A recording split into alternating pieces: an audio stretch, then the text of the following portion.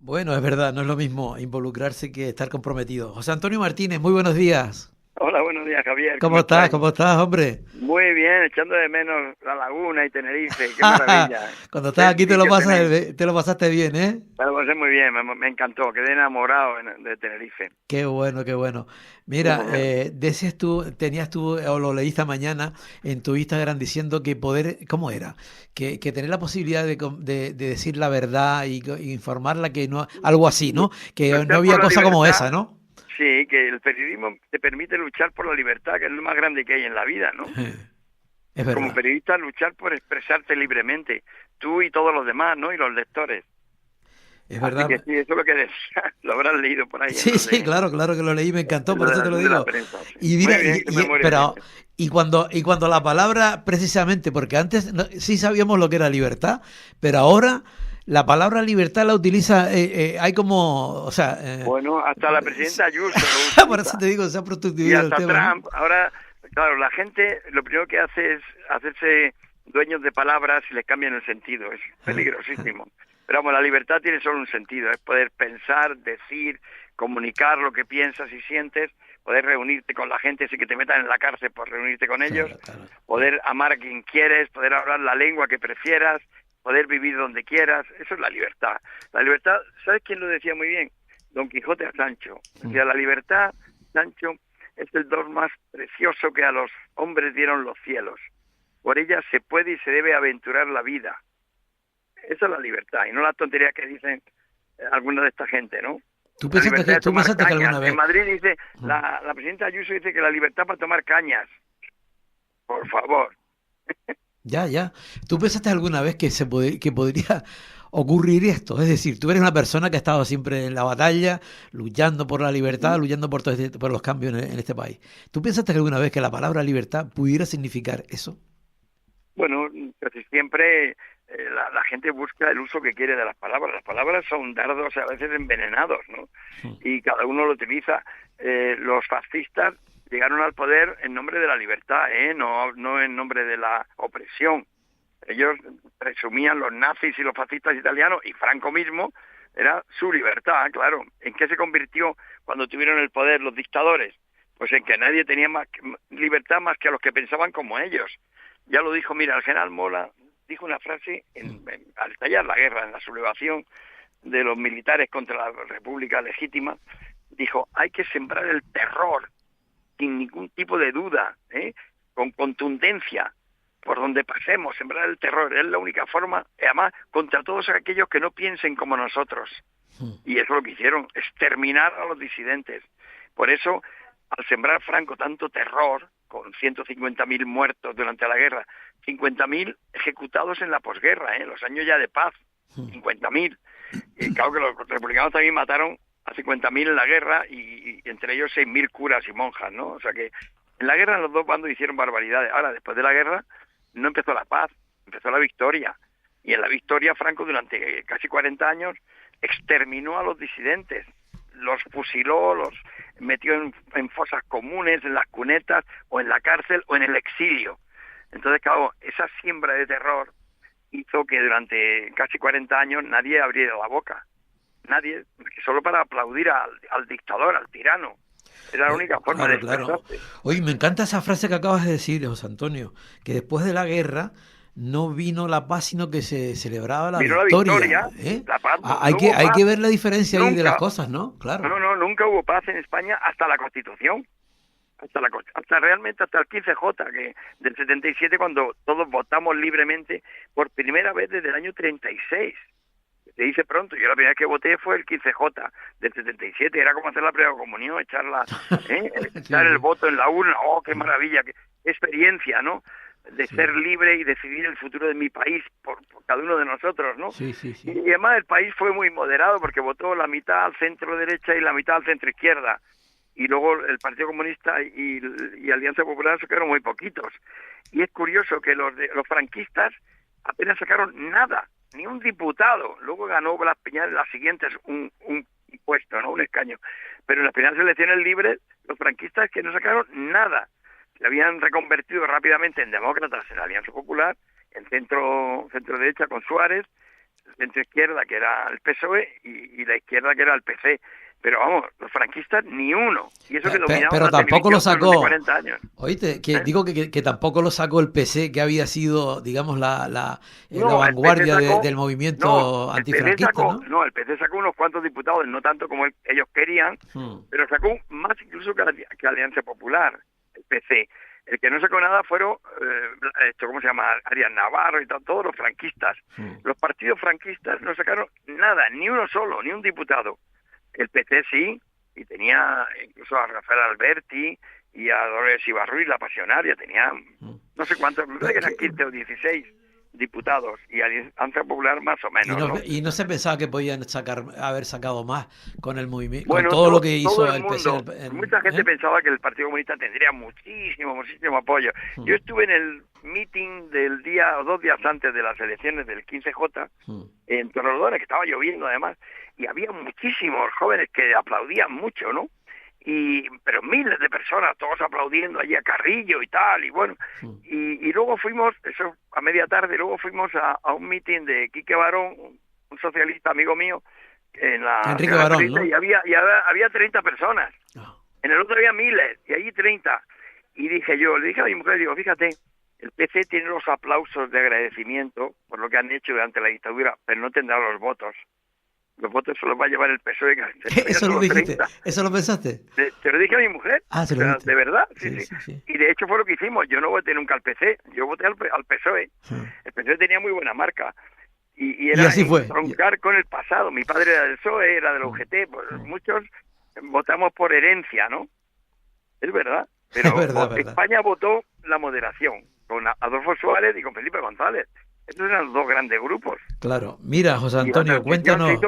Dime. Digo que en fin, que el tema sigue y para continuar, pero bueno, para un poco enlazar lo que teníamos hoy. ¿Cómo se vivió esos prolegómenos, esa historia para llegar al 20N? ¿Cómo fue? Bueno, ¿Eso lo viviste? ¿En qué punto estabas tú? ¿Dónde estabas? Sí, lo vivo con bastante inquietud, miedo, incertidumbre y también esperanza. Pues yo era el director de un semanario económico que se llama Doblón. Antes había sido el director ejecutivo de Cambio 16 y ya sabía cómo funcionaba la censura. Y en los últimos años, como director de Doblón, habían aflojado un poco la censura, un poquito. Y muchos franquistas iban pasando a la democracia. Poco a poco venían ya de incógnitos a nuestra redacción a darnos información, lo llamamos los enanos infiltrados, ¿no? Sí, y se notaba. Todos querían hacer mérito porque sabían que muerto Franco se acabó la rabia. Claro. La verdad es que no se había acabado la rabia porque siguió muchas cosas del franquismo, han seguido muchos años, por ejemplo, todo el sistema judicial, el Tribunal de Orden Público, que me procesaron a mí un par de veces cuando acabó la dictadura. Fueron, digamos, cambiaron el nombre Tribunal de Orden Público, que sonaba fatal porque eran terribles, y los mismos jueces pasaron a la Audiencia Nacional, y 6 de ellos me parece que pasaron al Tribunal Supremo, y ahí los tenemos todavía. O sea que el sistema judicial no se hizo la transición, solo se ha hecho de manera biológica porque se van jubilando y muriendo, ¿no? Y tampoco en el sistema de se nota claramente. Digo que se nota claramente. Las fuerzas de orden público, tampoco. Ahora mismo la policía democrática y la Guardia Civil democrática son una maravilla si los comparas con lo que eran en la época de Franco y en la transición. Es que la brigada político-social, la social, eran unos crueles torturadores. Es que eran torturadores, eran psicópatas, viles, niños y todos estos. Es que eran pues torturadores. En donde tiene el despacho ahora la presidenta Ayuso, Isabel Díaz Ayuso, pues ahí en los sótanos me invitaron 3 veces a ir, menos mal que 2 policías vinieron a mi casa de madrugada para llevarme allí, y dije, voy detenido, y me dijeron, no, usted viene en calidad de invitado. Yo cuando te hablan los que te detienen, pues voy bien, porque cuando me secuestraron luego, a los 2 meses de la muerte de Franco, ya no me hablaban de usted, ya venían con metralletas y me daban una paliza tremenda, ¿no? Y me hablaban de tú. Pero cuando me llevaron a la DGS, donde estaba la Brigada Política Social, ahí me hablaban de usted. Me entrevistaron tal y cual, y no me hicieron nada, me devolvieron a casa. Pero la otra vez cuando escribí... Pero ¿y el término invitado, José Antonio? El término invitado me llama la atención, el término invitado. ¿Va usted Dice, no, señor Martínez Soler, usted viene invitado a la DGS. Digo, pues mira, menos mal. Y efectivamente estuve ahí un par de horas y luego me devolvieron a casa. Mi mujer estaba asustada, ¿no? Claro, eso al año siguiente, después de muerto Franco, a los 2 meses, claro, cuando vinieron, ya no vinieron a invitarme, cruzaron un coche en la carretera que yo salía de mi casa, salieron 4 tíos con metralletas, uno con montañas, y que quise echar marcha atrás y venía uno detrás más mayor con una pistola apuntándome. Claro, eso ya era en plena dictadura, estaba Carlos Arias Navarro, acababa de morir Franco, y estaban todos gritando Iniesta al poder, ¿no? El general Iniesta al poder, y otros decían Tarancón al paredón. Afortunadamente, cuando muere Franco, el ejército ya no es una piña. En el ejército ya hay jóvenes oficiales que piensan que en Portugal el pueblo ama al ejército y en España el pueblo odia al ejército, porque era un ejército de ocupación. Entonces, claro, eso produce una envidia, y hubo la UMD, Unión Militar Democrática, que fue dividiendo al ejército afortunadamente, y estaba Gutiérrez Mellado, el general Santa María, Sáenz de Santa María, el general Andrés Casinello, el que fundó el CNI con Suárez, el jefe de los espías. Había muchos generales ya que estaban por la democracia, por la moderación, por ser como en Europa, ¿no? El ejército ya no era una piña, y la Iglesia tampoco. Había los cristianos de base, los católicos, los curas obreros, la teología de la liberación. Estaba el cardenal Tarancón, que aplicaba el Vaticano II, y había también fachas, obispos como Guerracampos, que eran fascistas totales, nazis. Bueno, digamos que cuando está muriendo Franco, yo tenía ya la sensación de que habría un camino posible a la democracia en paz. O sea, yo pensaba que de la dictadura a la democracia podría ser posible para evitar volver a las andadas. José Antonio, y la gente, la masa en general, porque tú eres una persona que estabas metido en la historia, ¿no? De alguna manera, pero la gente tenía miedo de que, claro, que podía ocurrir.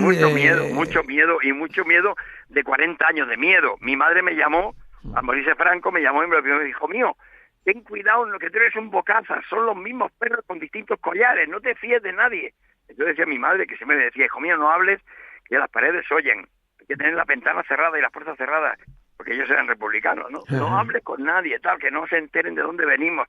El miedo era pavoroso, son 40 años de miedo, por eso dicen algunos jóvenes, cuando hablo en los estudiantes, en los institutos del tema del libro Franco para jóvenes, me preguntan, si era tan malo, ¿por qué no lo echaron? Digo, era imposible.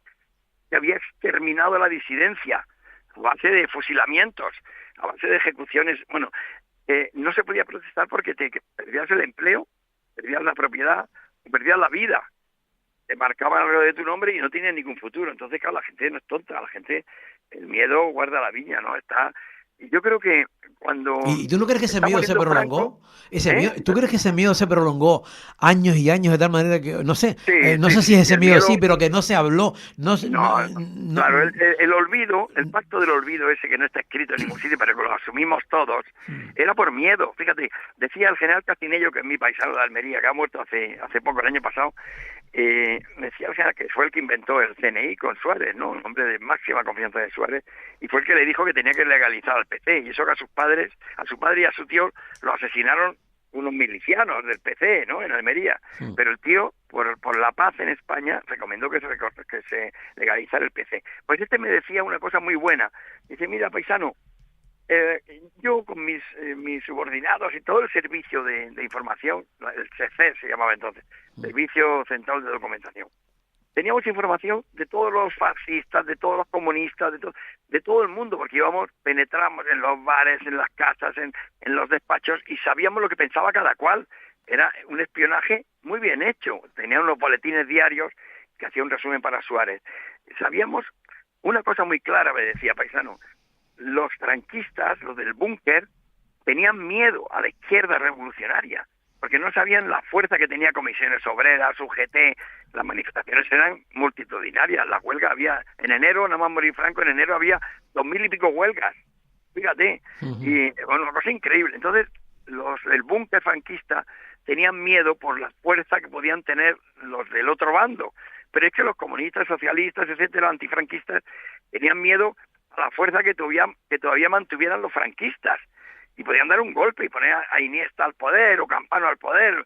Entonces, el miedo de ambos bandos, me decía mi amigo el general Casinello, el miedo de ambos bandos y el desconocimiento de la debilidad mutua, que no la sabían, pensaban que tenían más fuerza de la que tenían, hizo posible el acuerdo de la transición y de la Constitución. O sea que el miedo nos hizo demócratas, Javier. Es increíble, sí. Mira, y aquella famosa conversación de Suárez con Mercedes Milán, la que, ¿sabes la que te digo? Cuando él se tapa Sí. el micro y dice que en fin, que la República hubiese, en caso de un referéndum, hubiera ganado. ¿Eso fue realmente así? ¿Cómo Vamos a fue ver, el tema? yo no estoy seguro. Esas cosas, cuando Mm, se dicen a micrófono cerrado, no hay que hacerles caso porque puedo decirlo o no decirlo, o fue una putada. Vamos a ver, Suárez es un tío muy simpático.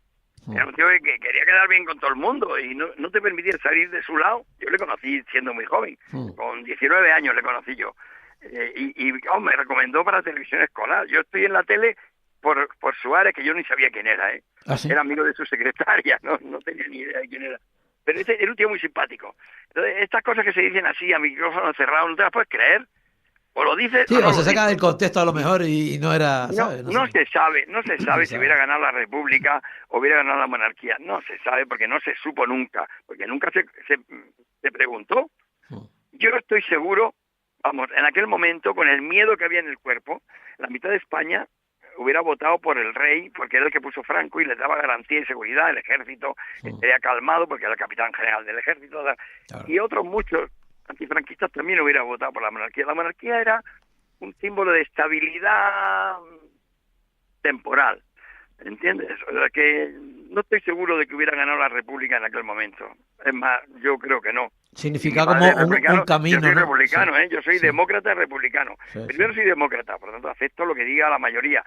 ¿La mayoría ha aceptado la monarquía? Pues yo acepto la monarquía.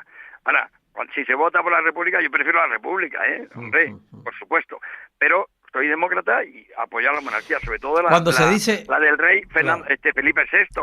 La del Borbón ya no me gusta tanto, ¿eh? Porque yo le estoy muy agradecido porque me ayudó en la época de Franco, mm, me salvó del secuestro de la revista, de muchos problemas que he tenido, me salvó el entonces príncipe. Y sin embargo luego resultó que era un golfo, ¿no? mm, Pero bueno, él hizo cosas buenas para España por su interés personal, porque quería conservar la corona. Tenía la experiencia de su cuñado Constantino, que perdió la corona de Grecia por apoyar a los golpistas militares. Entonces, él no iba a apoyar a los golpistas militares porque perdería la corona. Y su abuelo, Alfonso XIII, perdió la corona de España porque apoyó al capitán general de Cataluña, Miguel Primo de Rivera, otro golpista. Entonces también, ¿le estamos agradecidos a Juan Carlos de Borbón? Sí, lo hizo por su interés. No sé si por amor al pueblo también, pero lo hizo por su interés. Y bueno, luego lo hizo fatal, porque no nos queríamos meter con él porque era como intocable, ¿no? Aparte de que era, ¿no? Tenía la inviolabilidad, ¿no? Pero vamos, por lo menos es una pena lo que está haciendo ahora, ha quedado fatal, poniendo mal a su hijo, poniendo bien a Franco, mm, ha perdido la mm. cabeza, está chocheando, vamos. Le ha Cuando metido parte de la, una puñalada a su sí, hijo por la espalda. mm. Cuando parte de la sociedad dice que en realidad España votó monarquía, ¿tú qué dices?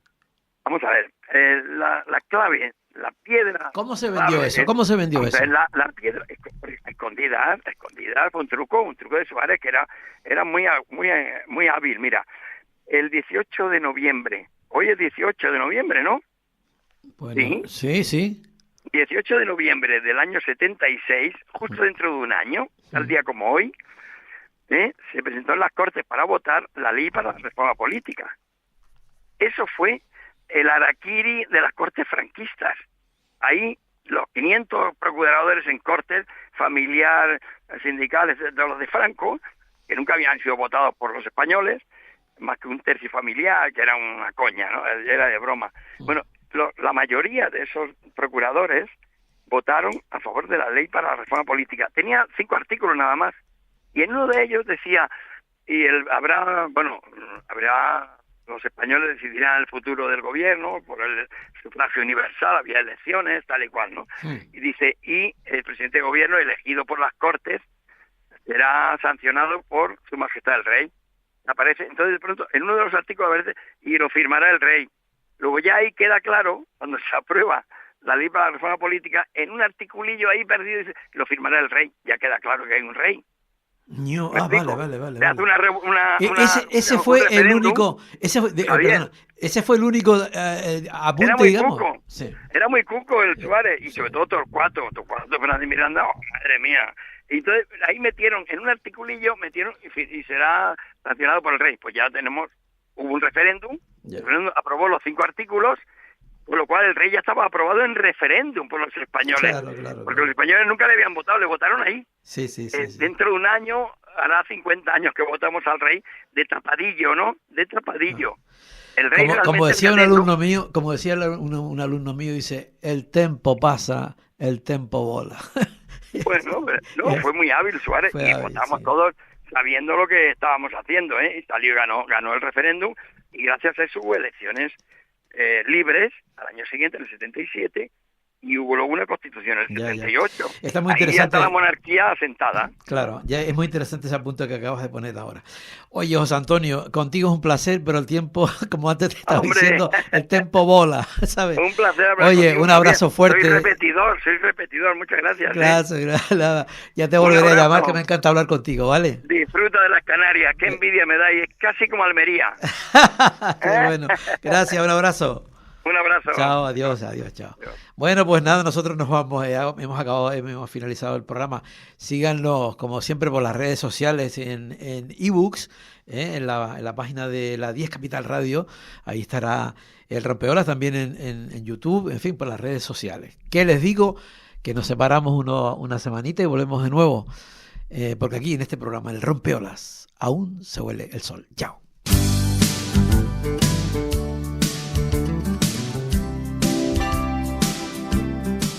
El Rompeolas. Presiento que va a ser el comienzo de una gran amistad.